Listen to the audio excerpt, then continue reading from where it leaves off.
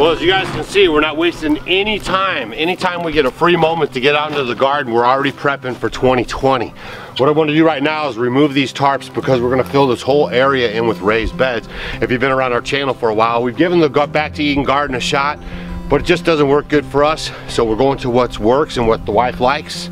Raised beds. That's right. So we're going to get that tidied up, then we're going to take you over to the spearmint, and we're going to tell you a little bit of trick that Stacy uses on her mint over there. Oh, my mint's over there. Isn't it spearmint? Well, peppermint, spearmint. I got lots of mint over there. Yep. Yeah. He likes the spearmint tea especially.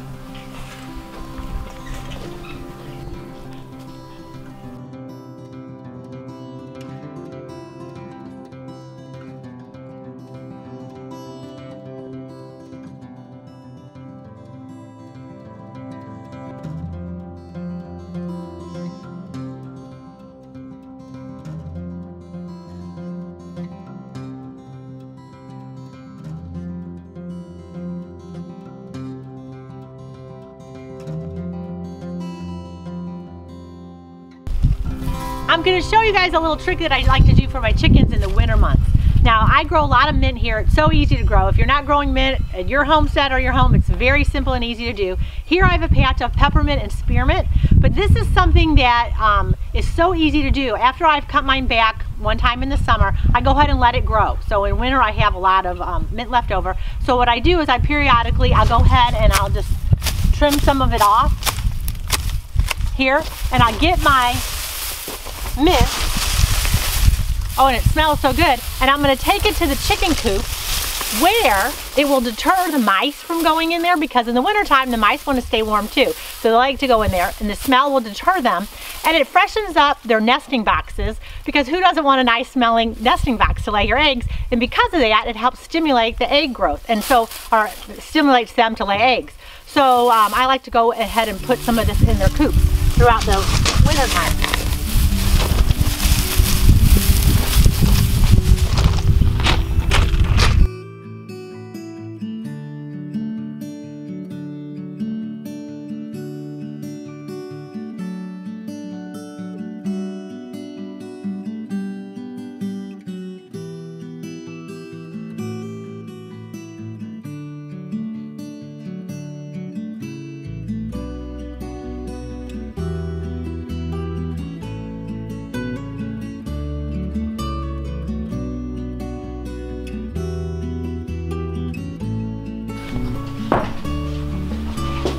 Whew, man, it's a little briskly out there.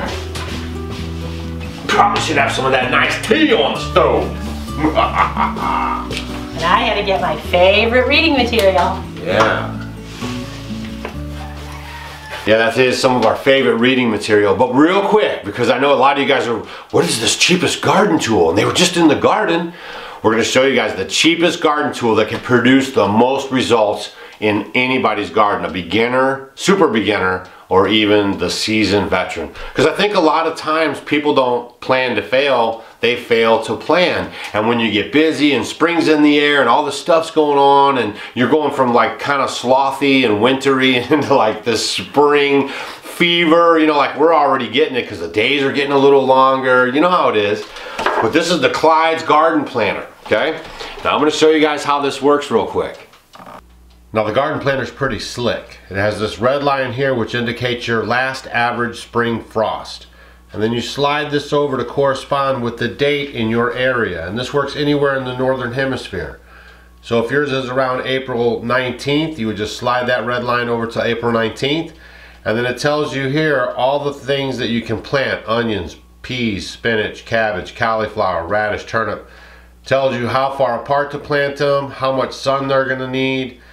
Tells you when to sow inside, first planting. I'm just saying, this thing really works. And that's awesome, it's dual purpose. So you can use it for spring and for fall, and it walks you through everything. So make sure you check it out. So that is handy dandy. We're gonna leave a link down below for you guys, and you have to put in the word off-grid as a coupon code, and then you're gonna get a bonus, okay? Because the thing's only like $5, you can't really discount it.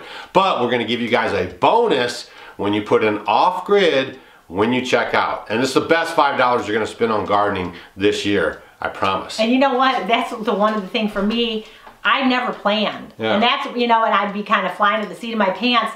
And this has really helped me because I'm not very organized. And this is really easy. It's like gardening for dummies. It's very simple because you put in your last frost date. And I mean, it just is really very helpful. Easy, right? Very helpful. So some of the things that we really liked growing in 2019, I myself like the Chinese noodle beans. Yes, they're just because they look fun. really cool. Yeah, and I've grown those before. This is sort of staple. I grew them, I think this is going on my 4th year. I love them, and they're beautiful, and we do like the Chinese red noodle. I think they're so you cool. like that one. She trellises them off of the fence. You guys might have seen them if you watched one of our garden tour videos during the summer.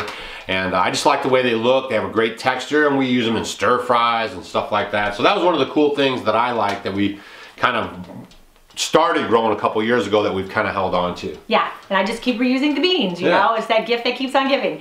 And then one that was kind of funny, that when we had gone to Baker Creek a few years ago, I had gotten, and I am so excited, we did the toothache plant. Yeah. They call them buzz buttons or electric daisies. Yeah, and they really work. It's no, I'm not kidding you guys.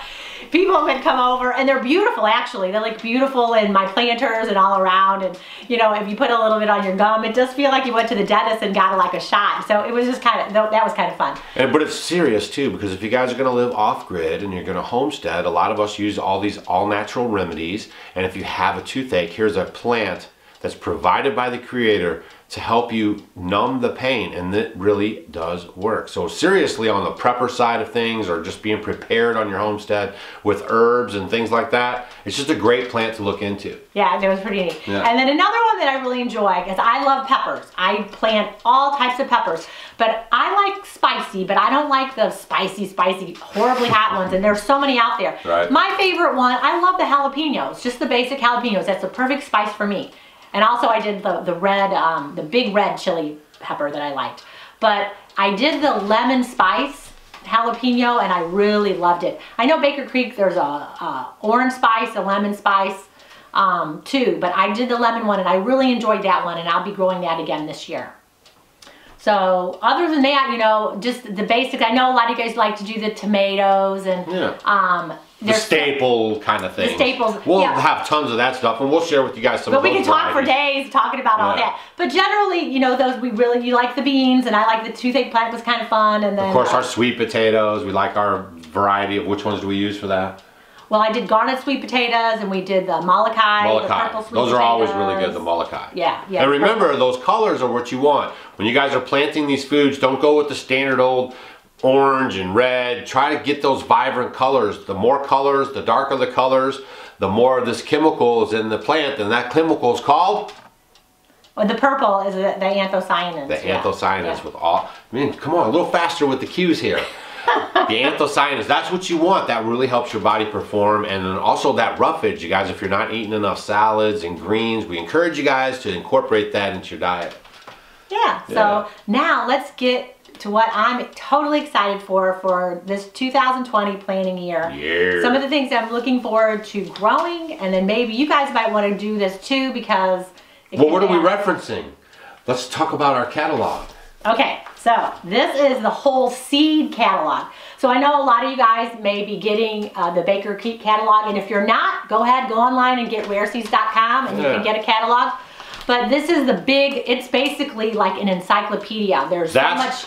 That's for sure. Don't think of it as just some seed catalog. This is not. This is actually like a living, breathing encyclopedia that's actually documenting and recording heirloom seeds from around the globe that Jer and this company have been able to lasso in, to bring in and keep and document. So this is not just a seed catalog. This is very important. It's your encyclopedia, and there's so much knowledge in this, and there's stories in it. And, I mean, hours and hours. I keep going back. I've been through it already a couple times, and I just keep taking it wherever I go and reading it, because there's so much knowledge in here, and so much research has gone into this book, and it's so worth it. So I love this catalog. So let me start. I have 5 Stacy's picks for 2020. Okay, drum roll. You want the first one? So I kind of did a mixture. So I got an herb, I have flowers, I have greens. So I kind of have a mixture, and I'm going to do my first one as a flower. And when I had gone to Baker Creek, and I had done a video with Shani about the planting the bulbs and garlic, I had noticed that they had these beautiful flowers and they were called Cockscomb. And there was one, it was a variegated Cockscomb, and it was the most beautiful thing that I've ever seen. It sort of looked like it was tie-dyed, and it was just gorgeous. And it's a plant, as they say, from antiquity. It was from, you know, a long time ago. They had it in all the gardens, especially in the 1800s. And it was gorgeous, and I'm like, I have to plant that. So I ended up getting a pack, so I'm looking forward to planting it. And the neat thing about this Cockscomb, it's edible. Yeah, all the plants here that we plant, flowers and stuff like that, are all things that we can eat. Not only are they pretty to look at, but they sustain us as well. Yeah, it's edible. Just when it's in full bloom, you don't want to eat it. It might be a little stringy, but do all your research. Before it goes to full bloom, then you can eat in the leaves and the stalk. You can eat pretty much the whole thing. So I was excited about that. So that is my first flower. So I'm getting the variegated Cockscomb. Now the second plant that I'm looking forward to is planting golden or bronze fennel. I said last year when I was going to do the fennel, and we never did. I'm waiting for Doug to make me a raised bed specifically for the fennel, because when fennel takes over, it will take over. And it was funny when we were doing the Heirloom Expo last year, I was looking around and I'm like, oh my gosh, there's fennel everywhere. I mean, it's just growing around like we have dandelions here. It just grows everywhere. And it's a lot different climate, but yeah. And I'm like, oh, I love this because I use the seeds in cooking so much, and then we like have fennel tea here. So I'm really looking forward to having a special area for my fennel. So I'm going to be planting the bronze fennel. And you just have to be careful with the fennel because it does have a lot of estrogens in it. So for you guys out there, keep that note. Yeah, don't be eating tons and tons of it. Right. And then my third one is going to be an herb. Another time I was at Baker Creek, I had seen in their gardens, they had a type of basil, and it was called Cardinal Basil. And I was there at the time when it was flowering, and it was the most beautiful flower. They have big heads of like red flower, I guess that's where the name comes from, Cardinal Basil. And the neat thing about this is besides using it as a basil, using it as the herb, I can use it for cut flowers. Oh, yeah. And the pollinators love it too. And the leaf was kind of shiny. It was just a kind of a different color and texture type of basil. How does it smell? It smells like basil. And I love basil. I have all the different varieties, and I have tried all of them except for not this one. So I'm looking forward to doing Cardinal Basil this year. Right on. Okay, so that's 3. So then, let's move on. I love greens here. We do so many greens. My absolute ultimate favorite is arugula. Yeah, I love arugula. What's for dinner. Yeah, I grow arugula. It's growing outside in our cold frame. It's growing like wonderful. We've had a few warm days, and it's really popping up all over the place. So I love arugula, but the green that I'm going to choose this year that I didn't grow last year is, they call it Chinese spinach, or it's also leaf amaranth. Oh. And it's actually not a spinach, it's an amaranth. And the cool thing about it is it's very heat and drought tolerant. So we have lots of fluctuations. Yes. Right. It could go really dry and get hot, and then we could get a bunch of rain. So that we need plants that can handle both. It's kind of like our sheep, right? The Katahdins. They're really good in the heat and humidity, and they can weather good during the winter time. So you want to look at these things when you're planting, especially to make sure that you can get something that's going to produce. If you're in an area that doesn't get a lot of rain and you're trying to grow tomatoes, well, that's a problem. That means you're going to have to step up all your watering and everything. So keep all this stuff in mind about your climate and where you're planting when you get your seeds. Yeah, and this Chinese spinach is also, it has a very mild, sweet taste to it. So in the middle part of summer when it's so hot and you can't grow anything, you know, your greens kind of taste bitter, this one is supposed to be very wonderful to add into your salads. And I have to have my salads all the time. Year. So I'm really looking forward to this green, big time. Yeah! Okay, so that was 4. Yes. So here's number 5. And this is one that I have been looking forward to, and I'm really excited. I'm probably the most excited about this one. Okay, I haven't even told you. I know, I don't even know what it is. Not that one! Okay, it is the walking stick kale. Oh, yeah, I've heard of it. Yeah, so it can grow 12 to 20 feet. I mean, tall. I mean, it's huge, walking sticks. There's our 2020 challenge. You guys all get the walking stick kale, and then we're going to share pictures who can get the biggest one. And I'm going to put it all around the edges of our garden because it's fenced all the way around, so I'm going to put it around there. And it's going to be dual purpose because it's going to get very tall, but it's going to keep producing. So you're going to have your tender young leaves as goes up, and that's what I'm going to eat.